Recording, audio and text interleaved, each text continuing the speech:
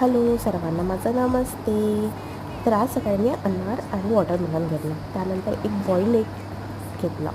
Boil egg ठेवताना माझ्यासोबत एक ट्रॅजेडी झाली. बॉईल एग करायला ठेवलं, त्याच्यानंतर मी फ्रूट्स खायला गेलो आणि माझं लक्षच नाही आणि त्याच्यातून पूर्ण पाणी सुकून गेलं आणि हे मला उठलं सुटलेलं जळलं फुगलेलं मिळालं.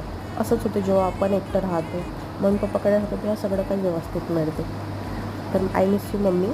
त्याच्यानंतर ही दूध होतं जे प्रोटीन मिक्स केलेलं आणि मला बिलकुल दूध आवडत नाही, पण प्रोटीन मिक्स केल्यानंतर खूप असं पटकन संपून जाते.